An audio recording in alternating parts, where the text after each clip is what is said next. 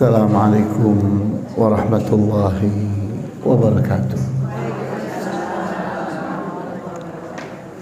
Innal hamdalillah nahmaduhu wa nasta'inuhu wa nastaghfiruhu wa na'udzu billahi min shururi anfusina wa min sayyiati a'malina. May yahdihillahu fala mudilla lahu ومن يضلل فلا هادي له وأشهد أن لا إله إلا الله وحده لا شريك له وأشهد أن محمدا عبده ورسوله لا نبي بعده نصلي ونسلم على رسولنا الأمين وعلى آله وأصحابه ومن تبعهم بإحسان إلى يوم الدين وبعد. Para ummahat dan akhwat yang saya hormati, kita masih sedang membahas pelajaran tentang keutamaan ikhlas dan ittiba'.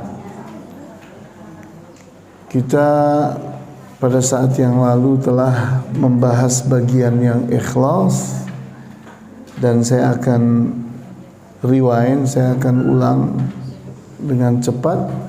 Kemudian kita ingin mempelajari yang berikutnya, yaitu ittiba', di mana ikhlas itu artinya adalah beramal karena Allah. Beramal karena Allah. Seseorang mengamalkan suatu amalan sebabnya karena Allah. Karena Allah itu bisa banyak. Karena ingin mendapat ridha Allah, karena ingin mendapat surga Allah, karena ingin dicintai Allah, karena ingin dipuji oleh Allah, dan seterusnya. Ingin mendapatkan janji-janji Allah, baik yang ada di Al-Quran maupun yang ada di dalam hadis, di mana orang ikhlas itu artinya orang yang beramal karena Allah. Nah, di antara dalil-dalil ikhlas banyak sekali. Nah, ini yang pendek dan mudah dibaca, mudah dihafalkan. Surat Az-Zumar ayat 3. Ala lillahi dinul khalis. Bukankah yang diterima oleh Allah hanyalah agama atau amalan ibadah yang ikhlas, yang bersih dari syirik. Kemudian berikutnya kita membaca hadis yang diriwayatkan oleh Abu Dawud dan An-Nasa'i dengan sanad yang bagus, di mana Rasulullah SAW disebutkan bahwa datang kepadanya seseorang. Anna rajulan jaa'a ila Rasulillah sallallahu alaihi wasallam faqala. Ada seseorang datang kepada Rasulullah SAW dan bertanya, Ya Rasulullah, ara'aita rajulan ghaza yaltamisul ajra wa dzikra ma lahu. Wahai Rasulullah, apa pendapatmu tentang seseorang yang mengharapkan bayaran, mengharapkan dirinya disebut-sebut pada saat perang? Dia dapat apa? Jadi pertanyaannya, kalau ada seseorang pergi berperang, itu niatnya itu bukan karena Allah, tapi ingin mendapatkan bayaran karena sebagai tentara, atau akan dapat pampasan perang kalau menang perangnya, dan ingin jadi orang yang disebut-sebut sebagai pemberani. Orang yang seperti ini dapat apa? Maka Rasulullah menjawab, la syai'a lahu, fa'adaha alaihi thalatha marrat. Dia tidak dapat apa-apa. La syai'a lahu. Diulang 3 kali jawaban itu oleh Rasulullah SAW. La syai'a lahu. Dia tidak dapat apa-apa. Kemudian Rasulullah SAW pun menerangkan, thumma qala, kemudian beliau bersabda, inna allaha la yaqbalu minal amali illa ma kana lahu khalisan wabtughiya bihi wajhah. Sesungguhnya Allah itu tidak akan menerima suatu amalan kecuali jika amalan itu diamalkan dengan ikhlas dan semata-mata karena ingin berjumpa dengan Allah, ingin melihat wajah Allah. Jadi kita lihat pada hadis ini bahwa walaupun amalan itu paling sulitnya amalan dengan resiko mati. Perang itu kan resikonya mati. Ternyata harus ikhlas. Apalagi amalan-amalan yang ringan.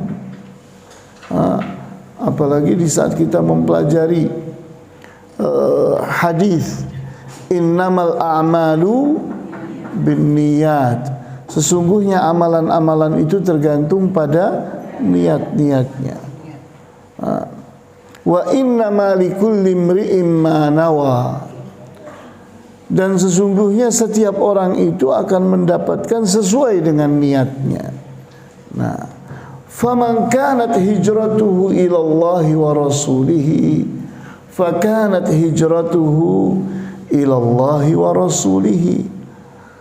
Maka barang siapa yang berhijrah karena Allah dan Rasulnya, maka diterima hijrahnya itu karena Allah dan Rasulnya. Wa man kanat hijratuhu lidunya yusibuha aw imra'ati yankihuha fakanat hijratuhu ila ma hajara ilaihi. Adapun orang yang hijrahnya karena ingin mendapatkan dunia yang dicarinya atau karena ingin mendapatkan perempuan yang ingin dikawininya, maka dia akan mendapatkan sesuai dengan niat hijrahnya. Untuk apa hijrahnya? Maka itu yang dia akan dapat. Jadi walaupun hijrah itu begitu berat, bayangkan oleh anti semua, hijrah di zaman Rasulullah itu dari Mekah ke Madinah. Jaraknya tidak kurang dari 400 km. Artinya seperti dari sini ke Semarang. Para sahabat menjalaninya dengan jalan kaki 400 km. Padang pasir. Ya, itu perjuangannya para sahabat. Tapi walaupun hijrah itu demikian beratnya, demikian sulitnya, tetap saja syaratnya harus ikhlas. Nah, kemudian berikutnya ini ungkapan dari seorang tabi'i yang bernama Ibrahim At-Taimi. Beliau mengajari kita cara untuk bisa ikhlas. Apa kata beliau? Al-mukhlisu man yaktumu hasanatihi kama yaktumu sayyiatihi. Orang ikhlas itu adalah orang yang menyembunyikan amal-amal baiknya seperti dia menyembunyikan amal-amal buruknya, dosa-dosanya. Di saat seseorang berbuat sesuatu yang buruk, dia tidak ingin cerita kepada orang. Di saat seseorang itu berbuat dosa, dia tidak akan menceritakannya kepada orang. Maka kata Ibrahim At-Taimi, hendaknya seperti itu saat beramal baik. Orang kalau berbuat baik jangan diceritakan kepada orang. Jangan ingin dilihat orang. Malu kalau kita itu ternyata ditolak oleh Allah karena amalan kita tidak ikhlas. Maka berbuatlah kebaikan dengan ikhlas, dengan cara tidak menceritakannya kepada siapapun dan tidak ingin dilihat, diperhatikan oleh siapapun. Manusia tidak digubris, tidak diperhatikan. Yang diperhatikan cuma satu, yaitu Allah saja.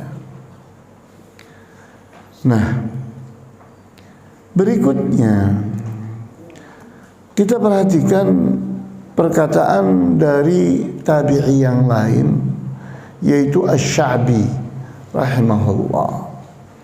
Beliau berkata, min adabil ulama'i idza alimu ayyamaluhu. Di antara adabnya para ulama, mereka itu kalau mendapatkan ilmu langsung diamalkan. Nah, kenapa kok langsung diamalkan? Karena manusia itu punya punya lupa dan salah. Punya salah dan lupa. Maka supaya tidak kelupaan, supaya tidak ketumpukan kesalahan, maka begitu dapat ilmu langsung diamalkan, supaya melekat di diri kita, terbiasa kita berbuat baik. Fa idza amilu syughilu bidzalika 'anin nas. Orang-orang yang ikhlas itu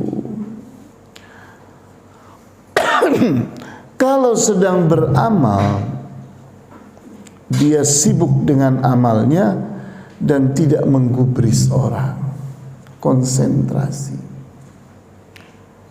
Jadi kita ini harus jadi orang yang pandai membagi waktu. Kapan waktu buat orang, kapan waktu buat diri sendiri, kapan waktu kita untuk melakukan kegiatan-kegiatan tertentu. Dan jangan lupa ada waktu yang kita khususkan untuk Allah. Maka kalau kita ini sedang beramal saleh, sedang berkonsentrasi mengamalkan suatu amalan, maka jangan mempedulikan orang, lupakan orang. Orang itu nanti ada waktunya. Kita udah atur-atur. Orang itu jam sekian sampai jam sekian. Tapi ini Allah, harus saya perhatikan, harus saya beri waktu. Dalam satu hari sekian jam khusus untuk Allah. Itu kalau kita ingin jadi orang yang bisa ikhlas. Fa idza syughilu fuqidu. Orang-orang yang ikhlas kalau dia sedang konsentrasi, sedang fokus kepada amalan, maka dirasakan kehilangan oleh orang-orang. Mana ya si fulan, kok tidak kelihatan, tidak muncul, tidak nampak. Kenapa? Karena sibuk beramal saleh dengan ikhlas. Wa idza fuqidu tulibu. Orang-orang ikhlas itu kalau dirasakan kehilangan, maka akan dicari-cari. Jadi kita lihat di dunia ini banyak sekali pekerjaan dan tugas yang menuntut orang yang ikhlas. Di mana orang ikhlas itu yang paling cocok mengerjakan pekerjaan itu orang ikhlas. Nah, kalau orang ikhlas itu sudah benar-benar ikhlas, akan dikejar orang untuk diberi jabatan, diberi pekerjaan.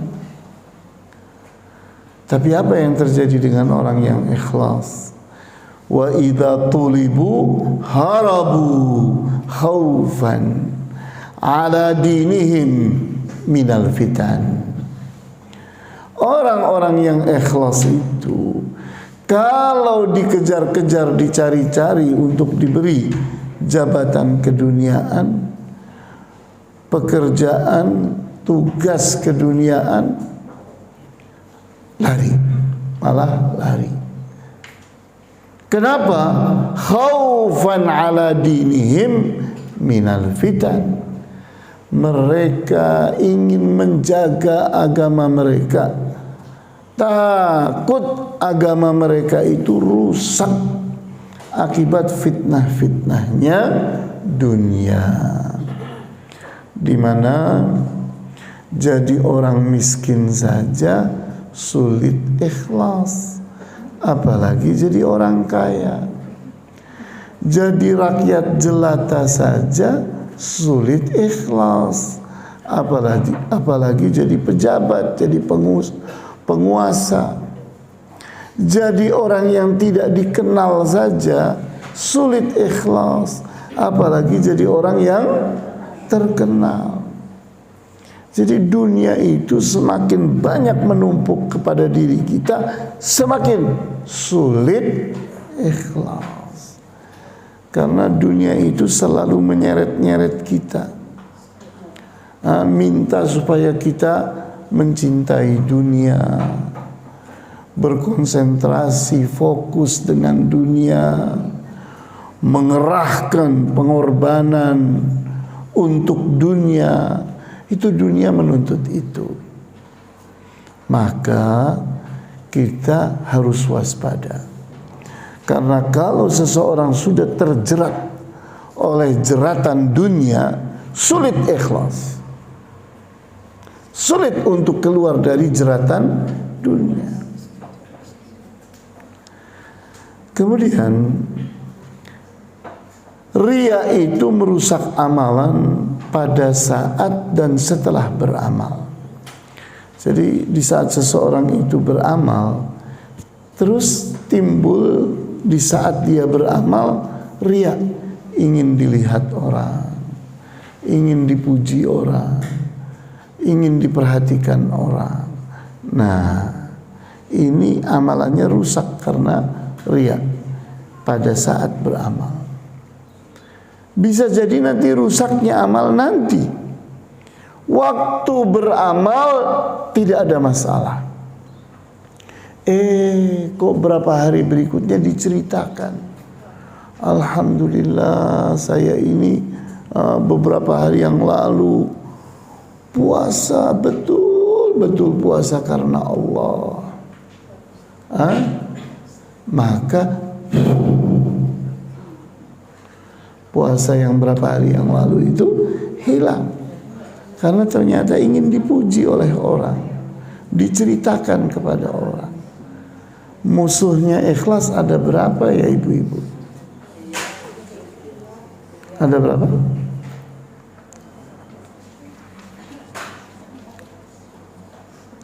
Buka catatannya, nggak apa-apa.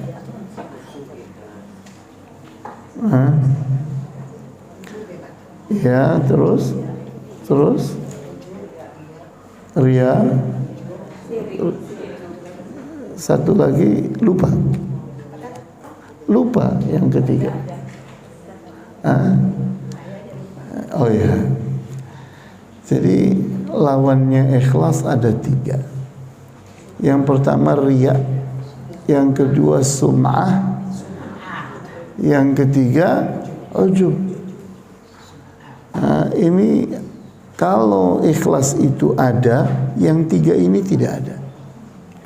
Kalau salah satu di antara 3 itu ada, maka ikhlas tidak ada. Jadi kita harus meniadakan yang 3 ini. Tidak boleh ada pada diri kita. Yang pertama riya. Riya itu ra'a, melihat.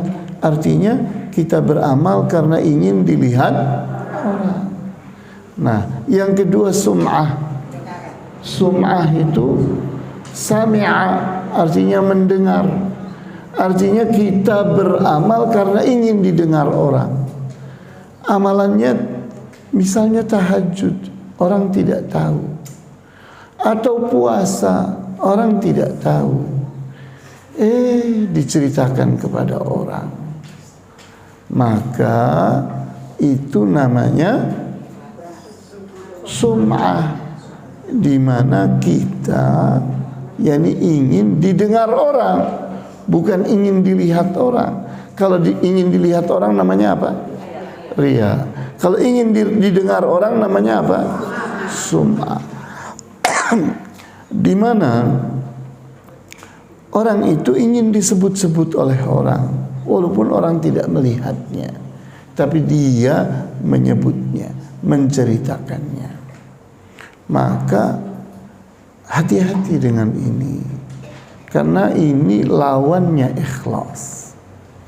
Kemudian yang ketiga apa tadi? Ujub. Ujub itu bangga diri. Seseorang beramal bukan karena ingin dilihat orang, bukan karena ingin didengar orang, tapi ingin, ini aku berbeda dari yang lain. Seseorang ingin membanggakan dirinya, merasa dirinya lebih daripada orang lain. Nah, jadi kita harus berhati-hati. Di mana lawannya ikhlas ada berapa? Ada 3. Coba sebutkan dengan cepat. Ya. Nah, kalau satu di antara 3 ini ada, artinya ikhlas ada atau tidak? Kalau ikhlas ada, ketiga-tiga yang tadi itu ada atau tidak? Tidak ada. Jadi kalau mau ikhlas, jangan riya, jangan sum'ah, jangan ujub. Nah, coba perhatikan di sini. Perhatikan di sini seorang tabi'i yang bernama Al-Fudail ibnu Iyadh rahimahullahu taala.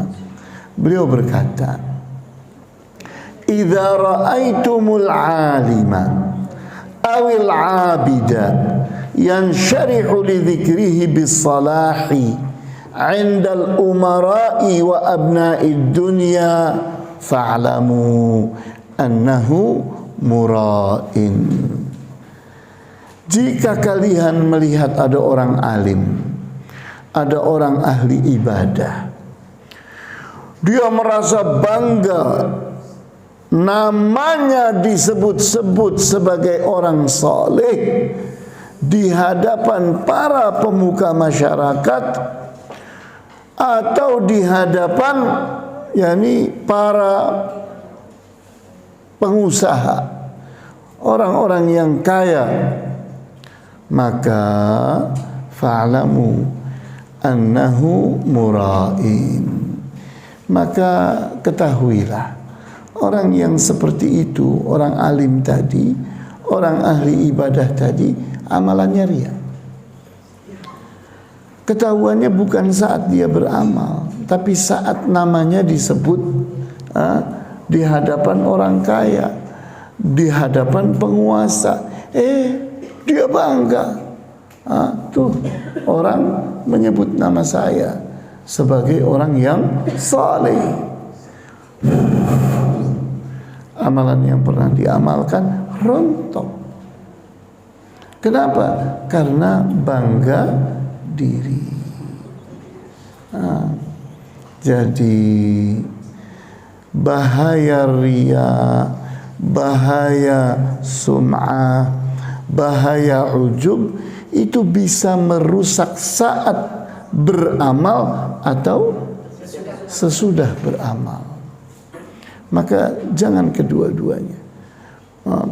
Kita harus melatih diri kita mengamalkan amalan dan melupakannya. Melupakan. Jadi kita ini kalau habis sedekah lupakan, seolah-olah tidak pernah sedekah. Kenapa?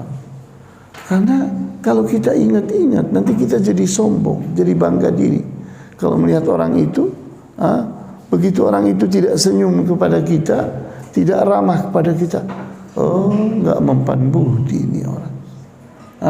Oh, berarti kamu memang nyari-nyari budi, ingin dapat balas budi. Ini buktinya, kamu marah melihat ada orang tidak memujimu, melihat orang ternyata tidak balas budimu. Nah, ini tidak boleh terjadi pada diri kita, di mana kita ini harus membuang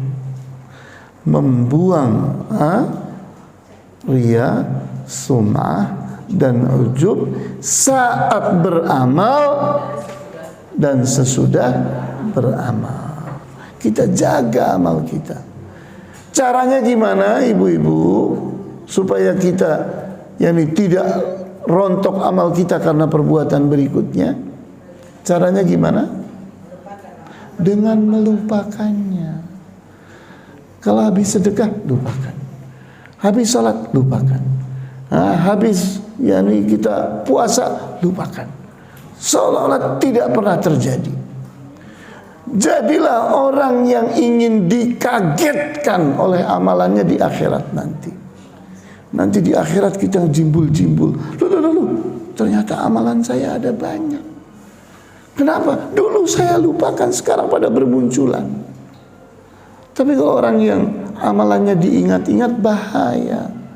Bisa jadi saat kita mengingat muncul apa?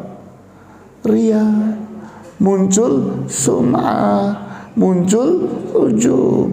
Begitu. Berikutnya, apa ya tiket menuju surga itu?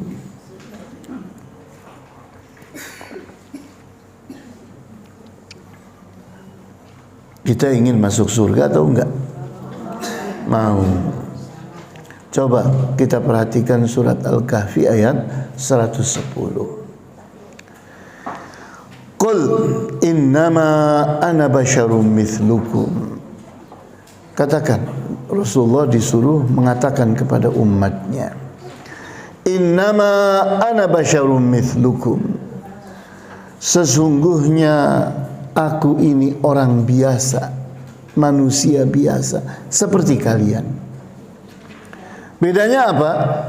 Yuha ilayya, akan tetapi aku dapat wahyu dari Allah. Itu bedanya. Bedanya Rasulullah dengan manusia. Manusia tidak dapat wahyu, tapi Rasulullah dapat wahyu. Annama ilahukum ilahu wahid. Sesungguhnya yang layak jadi Tuhan yang disembah, ilah, itu hanya satu saja.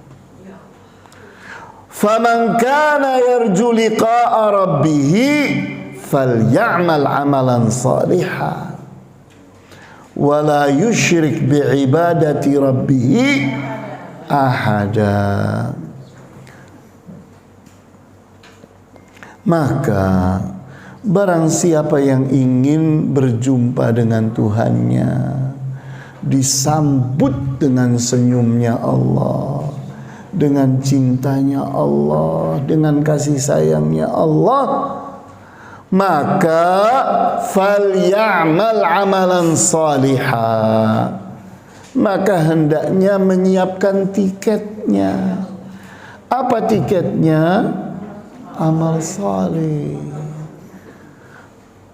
yang membuat kita bisa meniti titian yang ada di atas api neraka jahanam. Yang namanya apa ya titian itu? Namanya sirat. Namanya sirat. Sirat itu adalah benang tipis, benang tipis yang membentang, yakni dari ujungnya api neraka sampai pangkalnya sana. Maka orang disuruh meniti di mana benang itu tipisnya seberapa. Rambut dibelah 7. Jadi tajam atau tidak? Jadi kalau kita injak kita akan terbelah atau tidak? Akan terbelah. Kita kayak telur diiris pakai benang, ya atau tidak? Kita kalau ngiris-ngirisin buat gado-gado, ngirisin telur pakai apa? Pakai benang lah.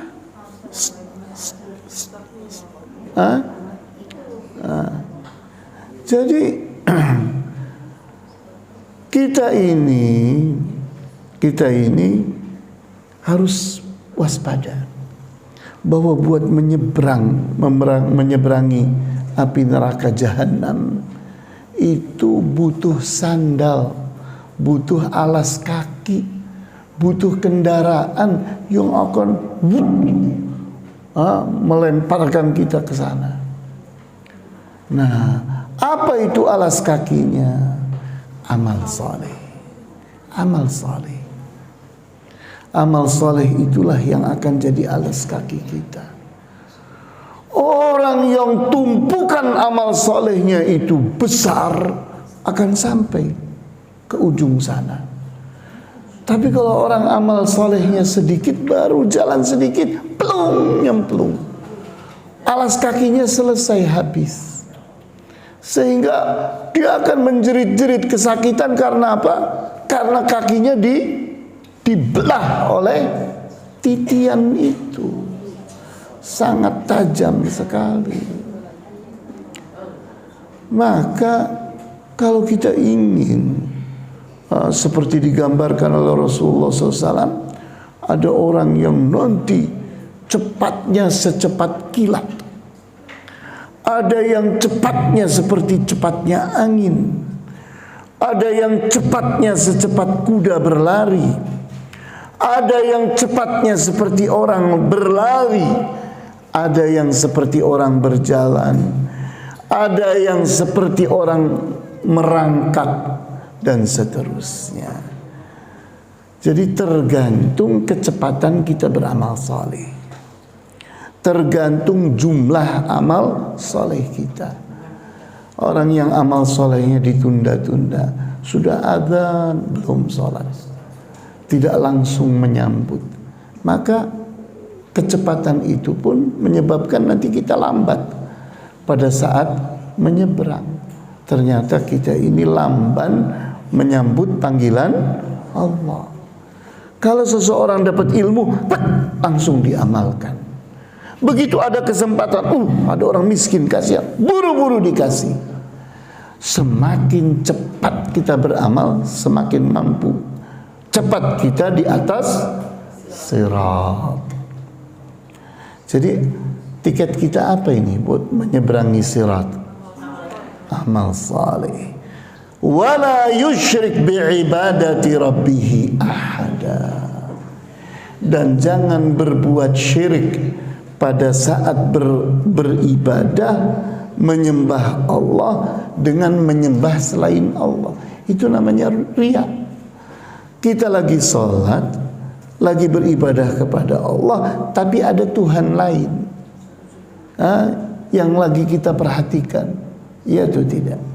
Ternyata lagi memperhatikan orang, supaya saya dipuji oleh tetangga-tetangga, supaya saya dipuji oleh atasan saya, supaya saya dipuji oleh orang-orang di sekitar saya.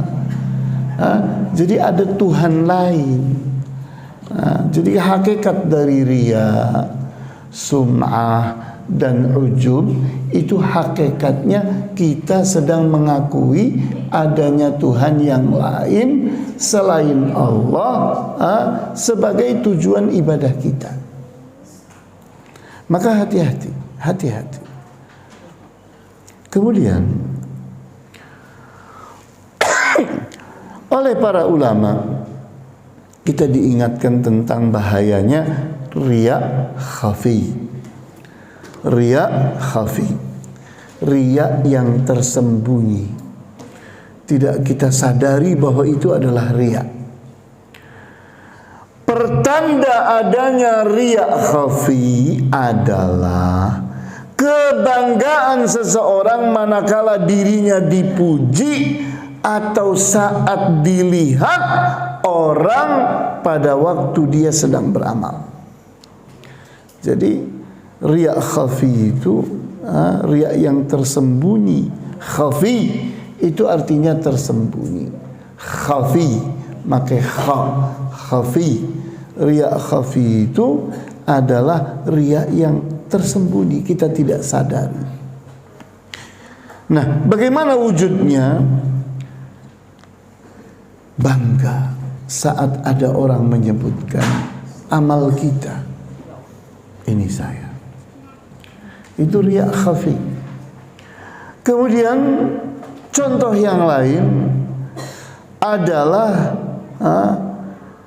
dia mengharapkan pujian karena ada orang melihat kita saat kita sedang beramal. Itu riya khafi.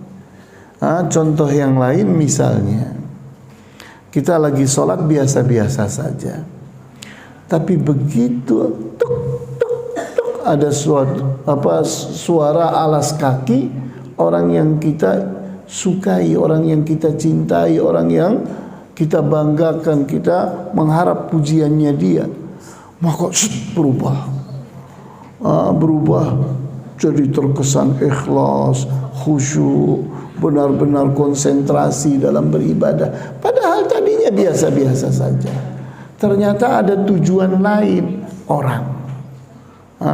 Jadi bukan cuma Allah tujuannya, tapi ada tujuan yang lain, yaitu orang yang suara sepatunya kedengeran itu.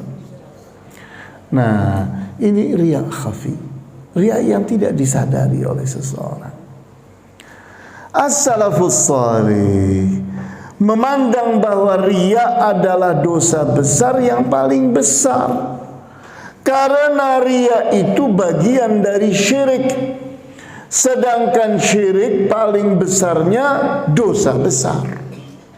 Jadi kalau kita membahas dosa-dosa besar yang 70 itu, urutan pertamanya adalah syirik. Nah, riya ada di mana? Riya itu bagian dari syirik itu. Kemudian bisa dipahami ini ibu-ibu? Bisa ya? Kemudian kita ingin pindah sekarang kepada ittiba. Ittiba itu apa sih artinya? Apa artinya ittiba? Mengikuti,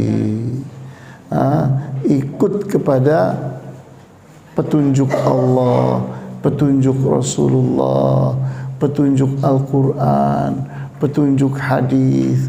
Itu namanya ittiba, di mana kita ingin beramal secara persis seperti amalannya Rasulullah SAW. Nah, kita membaca surat Ali Imran ayat 31. Qul in kuntum tuhibbunallaha fattabi'uni. Katakan, Rasulullah disuruh mengatakan kepada umatnya, in kuntum tuhibbunallah, jika kalian mencintai Allah, fattabi'uni, maka ittiba'lah kalian kepadaku, ikuti aku, tiru aku, berbuatlah seperti aku berbuat. Hasilnya apa nantinya? Apa balasannya dari Allah? Kalau orang itu ittiba' kepada Rasulullah, yuhibbukumullah, Allah akan mencintai kalian.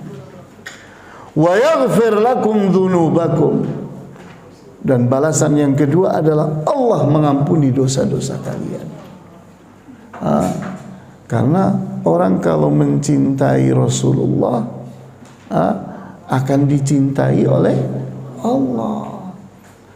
Jadi di antara cara kita itu ingin dicintai oleh Allah dengan cara mencintai Rasulullah. Bagaimana caranya mencintai Rasulullah? Kita ngefans abis kepada Rasulullah. Jadi fansnya Rasulullah habis-habisan. Kita berusaha meniru Rasulullah SAW secara persis. Namanya orang mencintai itu akan meniru. Di saat seseorang itu mengidolakan seseorang, maka orang yang diidolai itu diperhatikan bajunya kayak apa, maka dia ingin punya baju yang sama. Rambutnya seperti apa, dia pun ingin rambutnya seperti itu. Jalannya kayak apa, ditiru pula jalannya. Namanya mencintai. Mencintai itu mengidolakan. Orang yang mengidolakan akan meniru-niru. Nah, ittiba itu adalah sikap cinta kepada Rasulullah. Jangan cuma ngaku-ngaku cinta kepada Rasulullah, tapi kita tidak buktikan dengan ittiba. Membuktikan cinta kita kepada Rasulullah itu gimana caranya? Kita ittiba kepada Rasulullah. Wallahu ghafurur rahim. Dan Allah itu maha pengampun lagi maha penyayang.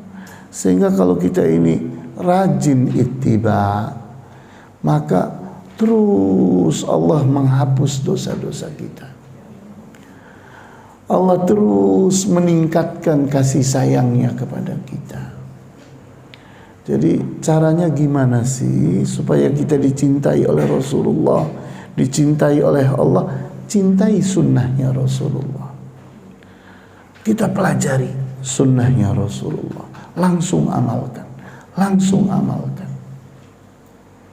Kemudian kita perhatikan pula surat Al-Isra ayat 36. Surat Al-Isra ayat 36.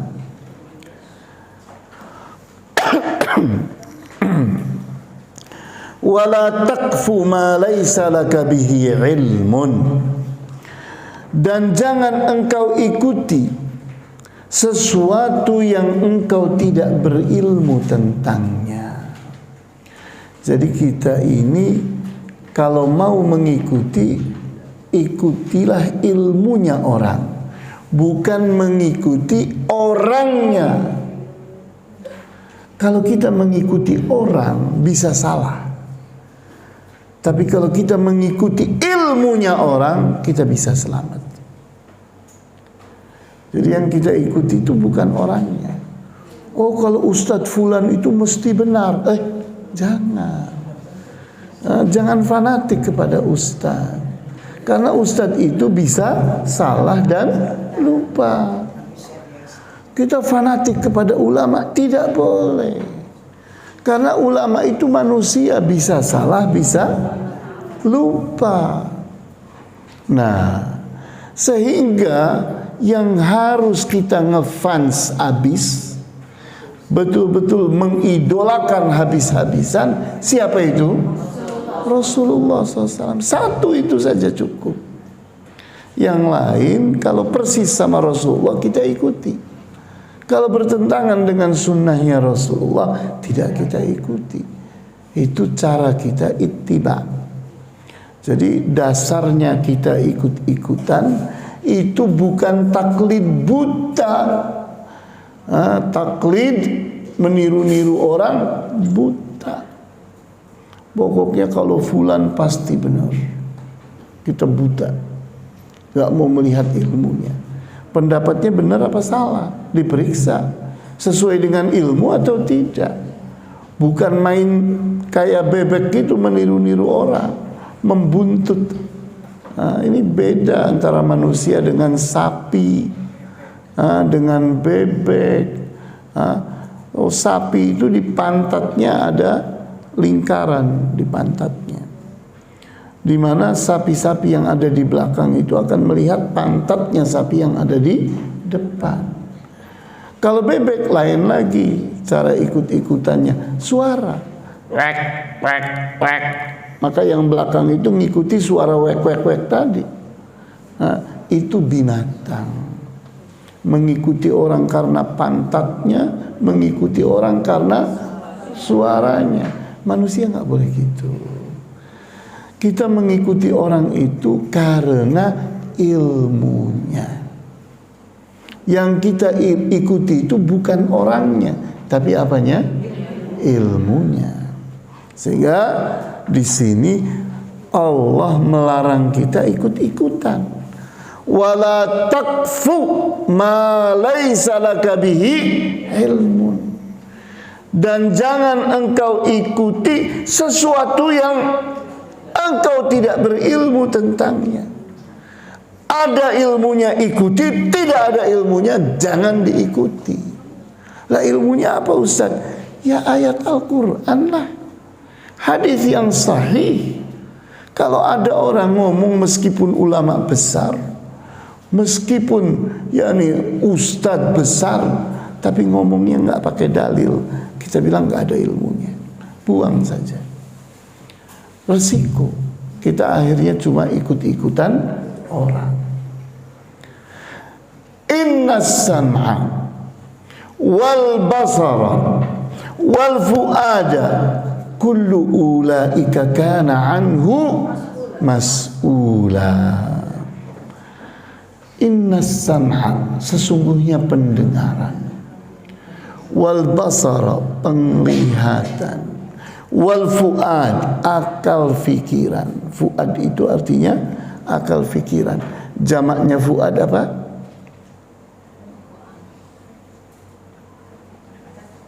Jamak pluralnya. Fuad apa? Afidah. Kalau satu fuad, kalau banyak afidah. Sering membaca di Al-Quran kata-kata afidah? Iya, itu afidah itu banyak. Kalau satu fuad, artinya apa fuad itu? Akal pikiran, akal pikiran. Nah, Allah memberi kita 3 alat belajar: mata, telinga, akal pikiran. Ini ketiga-tiganya adalah alat belajar. Dengan telinga kita mendengarkan ilmu, dengan mata kita memperhatikan ilmu diamalkan, dengan akal fikiran kita sedang mengunyah ilmu, mencerna, menghafal, membandingkan, memikirkan, dan seterusnya dengan akal fikiran. Ya, akal fikiran tempatnya di mana ibu-ibu? Di dalam jiwa, di dalam nyawa. Nyawanya ada di dalam apa? Di dalam jantung. Jantungnya di dalam dada. Ya atau tidak? Sehingga berpikir itu dengan menggunakan dada. Betul. Berpikir itu dengan menggunakan jantung. Betul. Berpikir itu dengan menggunakan nyawa, jiwa. Betul. Berpikir itu menggunakan akal fikiran. Betul. Kenapa? Karena akal fikiran itu tempatnya di mana? Di dalam jiwa, di dalam nyawa. Nyawa atau jiwa berpusat di mana? Di jantung. Jantung tempatnya di mana? Di dalam dada. Jadi kalau kita menunjuk akal fikiran ini, otak itu anak buah, otak itu alat. Dia dikendalikan oleh akal fikiran. Otak itu tidak bisa bekerja kalau tidak dikendalikan oleh akal fikiran. Iya. Nah, Jadi alat belajar ada berapa ya? Apa saja? Mata, telinga, dan akal fikiran. Kullu ulaika kana anhu mas'ula. Ketiga-tiganya, telinga, mata, dan akal fikiran, nanti di padang mahsyar akan Allah tanya. Digunakan untuk menuntut ilmu atau tidak? Ternyata tidak. Kalau menuntut ilmu ngantuk, lupa terus. Kalau ke pasar rajin, semangat. Kalau belanjaan ingetnya luar biasa. Sama utangnya orang, apalnya luar biasa. Tapi kalau ilmu gampang lupa. Nah ini aneh ini aneh. Nanti kita kaget saat Allah menanyai kita di padang mahsyar. Ternyata alat belajar kita nggak dipakai. Ya tapi Ustadz saya kan sudah nenek-nenek. Bukan alasan. Karena menuntut ilmu itu minal mahdi ilal lahdi. Dari mulai timangan ibu sampai liang lahat. Jadi nggak ada alasan saya sudah nenek-nenek. Tidak ada alasan. Menuntut ilmu, terus menuntut ilmu. Belajar terus sampai mati. Sampai mati. Belajar terus, jangan berhenti. Ya. Kemudian kita perhatikan lagi. Surat Al-Hasyr ayat 7. Surat Al-Hasyr ayat 7.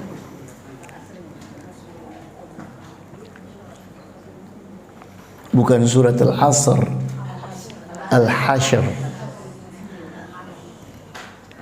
Nah, ayat ini mengatakan, "Wa ma atakumur rasulu fakhudhuhu wa ma nahakum anhu fantahu."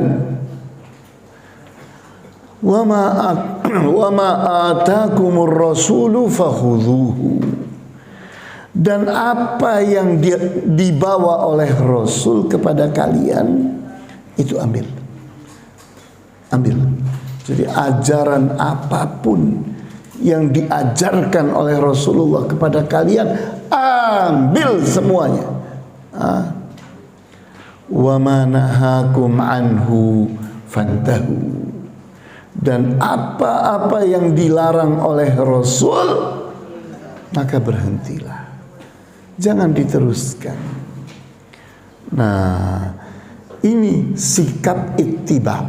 Sikap ittiba kita kepada Rasulullah. Ini caranya ittibanya begitu.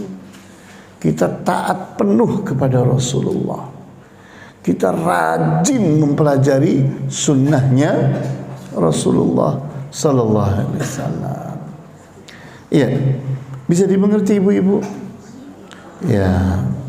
Baik, kita pindah ke ayat berikutnya lagi. Surat An-Nur ayat 63. Surat An-Nur ayat 63. Ayat ini berisi ancaman dari Allah terhadap orang yang menyelisihi Rasulullah, orang yang berbeda dari Rasulullah. Ingin Islam tapi Islamnya beda dari Islamnya Rasulullah. Ingin punya Islam sendiri. Ya, itu fitnahnya iblis pada saat ini. Orang menarik-narik orang kepada Islam, tapi bukan Islamnya Rasulullah. Berbeda, dirubah-rubah Islam itu.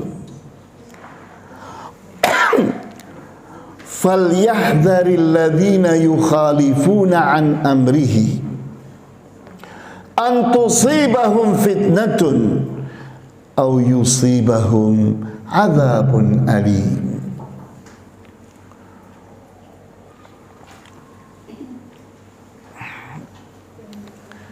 Falyahdhar, maka hendaknya waspada, alladzina yukhalifuna an amrihi, orang-orang yang berbeda, bertentangan, berselisih dari perintahnya Rasulullah.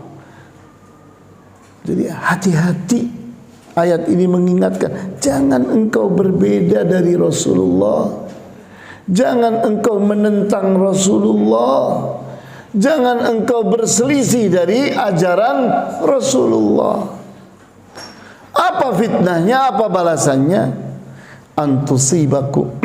Antusibahum fitnatun. Di dunia ini pula kalian akan kena fitnah. Akan kena fitnah. Orang kalau suka kepada bid'ah, dia akan suka kepada syirik. Jadi kenapa? Itu balasan Allah. Fitnah di sini kata Al-Imam Ahmad ibn Hanbal, fitnah di sini artinya syirik. Jadi kalau orang itu demen sama bid'ah, nanti akan demen pula sama syirik. Maka kita lihat nyembah kuburan, ternyata ada Tuhan lain, yaitu kuburan. Ini salah satu contoh bagaimana orang dibalas oleh Allah di dunia ini pula. Gara-gara dia suka dengan bid'ah, maka kena penyakit syirik. Suka kepada yakni Tuhan lain selain Allah. Sehingga kalau berdoa pun bukan berdoa kepada Allah, tapi doanya kepada selain Allah. Saat susah, saat berhadapan dengan mara bahaya, yang dipanggil bukan Allah, Badawi yang dipanggil. Yang dipanggil Abdul Qadir Al-Jailani, yang dipanggil itu. Iya, bukan Allah yang dipanggil. Jadi ini fitnah, balasan dari Allah karena dia mencintai apa? Mencintai bid'ah. Au yusibahum adzabun alim. Kalau tidak di dunia balasannya, di akhirat akan mendapatkan azab yang pedih, dilemparkan ke dalam api neraka. Maka jangan kita ini menyelisihi sunnahnya Rasulullah. Lawannya sunnah apa sih ya? Bid'ah. Lawannya bid'ah apa sih? Sunnah. Tolong dong dihafalin. Yani sunnah itu lawannya adalah bid'ah. Bid'ah itu lawannya sunnah. Orang yang menyelisihi sunnah itu artinya melakukan bid'ah. Begitu. Kemudian kita perhatikan berikutnya hadis yang diriwayatkan oleh Abu Dawud dan At-Tirmidzi, di mana hadis ini sahih dari seorang sahabat yang bernama Al-Irbad ibnu Sariyah As-Sulami. Sahabat yang bernama Al-Irbad ibnu Sariyah As-Sulami radhiyallahu anhu. Beliau berkata, wa'adhana Rasulullah sallallahu alaihi wasallam mau'izatan balighatan dharafat minhal a'yunu wa wajilat minhul qulubu. Suatu saat Rasulullah SAW menasehati kami dengan suatu nasihat yang sangat mendalam, betul-betul menyentuh jiwa kami, sehingga jantung-jantung kami berdebar gemetaran dari seriusnya, dari kuatnya sentuhan nasihatnya Rasulullah. Faqala qailun, ya Rasulullah, ka'anna hadhihi mau'izatu muwaddi'in, famadza ta'hadu ilaina. Maka salah satu sahabat yang hadir pada waktu itu pun bertanya, wahai Rasulullah, nasihatmu ini seolah-olah adalah nasihat perpisahan. Maka apa yang kami akan dapat dari engkau, wasiat apa sebelum engkau meninggal dunia? Qala usikum bitaqwallahi. Yang pertama kata Rasulullah, aku wasiatkan kepada kalian agar bertakwa kepada Allah. Jalankan perintah Allah, jauhi larangannya. Wa alaikum bis sam'i wat ta'ati wa in kana 'abdan habasyian. Dan atas kalian kewajiban untuk mendengar dan taat, walaupun pemimpin kalian itu seorang hamba keturunan Habasyah, keturunan Ethiopia. Di riwayat yang lain disebutkan walaupun pemimpin kalian itu orang yang kepalanya kayak kismis. Kepala kayak kismis itu gimana? Anggur kalau dijemur mengkeret atau tidak? Iya, mengkeret kan?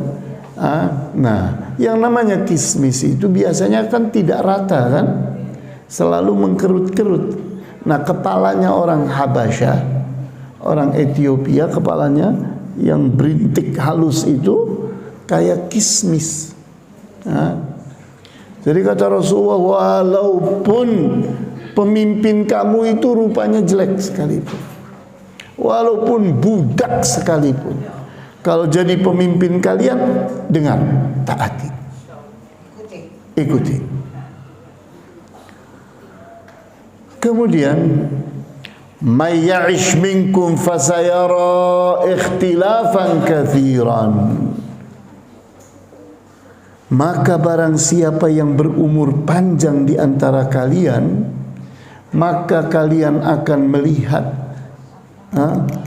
banyaknya perbedaan di antara muslimin, perselisihan di antara muslimin. Jadi Rasulullah itu sudah tahu sebelum wafat. Saat beliau hidup para sahabat bersatu. Tapi begitu wafat, mulai ada orang murtad, ada orang ngaku jadi nabi, ada orang tidak mau bayar zakat. Itu baru belum lama Rasulullah wafat. Berikutnya tambah lagi, ada yang ngaku-ngaku Islam tapi membunuh Umar ibn al-Khattab. Kemudian muncul sosok yang namanya Abdullah ibn Saba, berhasil memprovokasi orang sampai rumahnya Utsman ibn Affan dikepung oleh 1.800 orang. Sampai akhirnya beliau terbunuh oleh mereka. Berikutnya lagi antara sahabat ada perselisihan, yaitu Muawiyah melawan Ali, ya atau tidak? Jadi ini di kalangan masih zamannya para sahabat masih pada hidup. Kata Rasulullah, kalian nanti akan melihat begitu banyaknya perselisihan. Jadi ini kenyataan hidup. Terus Ustadz, gimana supaya kita tidak mengalami itu? Ya bunuh iblisnya. Bisa bunuh iblis. Iblis itu akan hidup sampai kapan? Sampai kiamat selesai masih hidup. Ya. Jadi kalau kita ingin supaya umat Islam ini bersatu dan tidak ada perselisihan, matikan iblis. Nggak bisa Ustaz. Ya berarti tidak akan berhenti. Pasti ada perselisihan di antara umat Islam. Maka ini resepnya kata Rasulullah.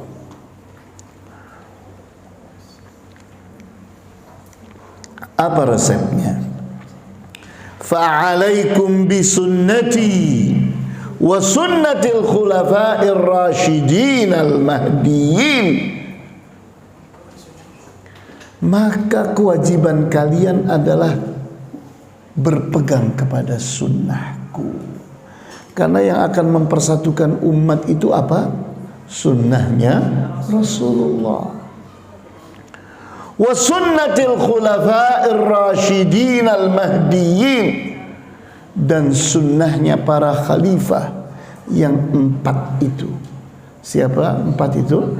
Abu Bakar, Umar, Uthman, Ali.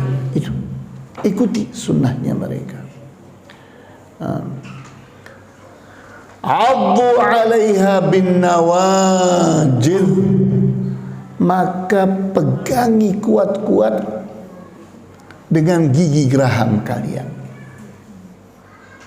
Jadi kita berpegang kepada sunnahnya Rasulullah, berpegang kepada sunnahnya Al-Khulafa Ar-Rasyidin, kuat-kuat seperti kita memegang sesuatu dengan gigi. Kuat-kuat dari nggak maunya copot, nggak maunya lepas. Nah,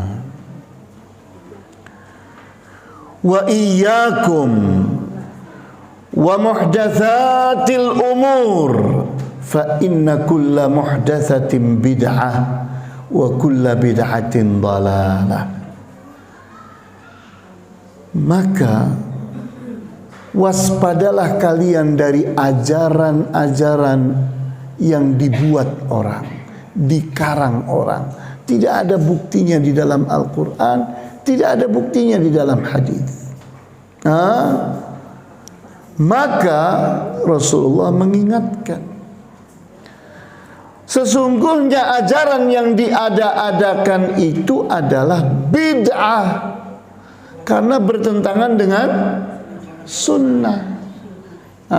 Kalau ada ajaran bertentangan dengan sunnah, namanya bid'ah.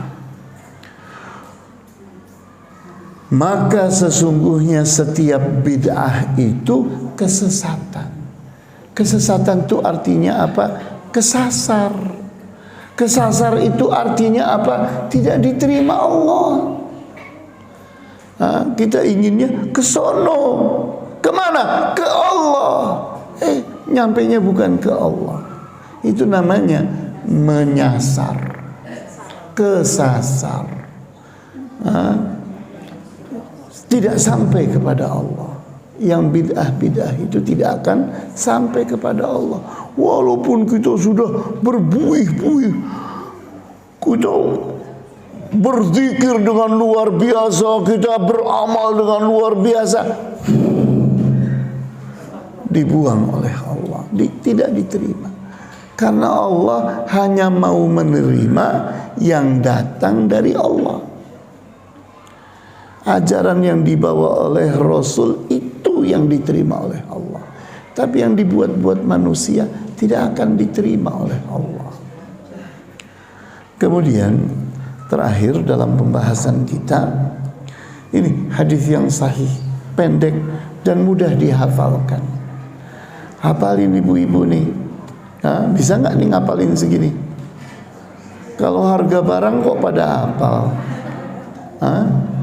Kalau utang orang pada hafal, giliran hadis yang pendek nggak hafal. Ini kalau yang gini yang dihafalkan, ingat nanti akan menjaga kita dari bid'ah. Nah, hadis ini hadis yang sahih, diriwayatkan oleh Al-Bukhari. Man amila amalan laisa alaihi amruna fahuwa raddun. Man amila amalan, barang siapa mengamalkan suatu amalan, laisa alaihi amruna, padahal amalan itu tidak ada padanya perintah kami, tidak dari ajaran kami, fahuwa raddun, maka amalan itu tertolak. Jadi walaupun kita udah capek, walaupun kita sudah korban banyak, tapi ternyata ajaran itu tidak datang dari Allah, tidak datang dari Rasulullah. Walaupun kita capek, korbannya macam-macam, tidak diterima oleh Allah, tetap saja. Ya. Jadi inilah pelajaran kita. Kita telah menyelesaikan apa itu tadi?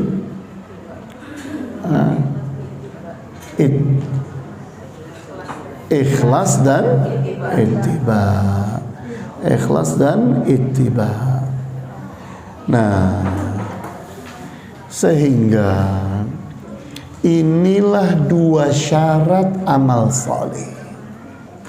Kalau ditanya apa sih syaratnya amal saleh?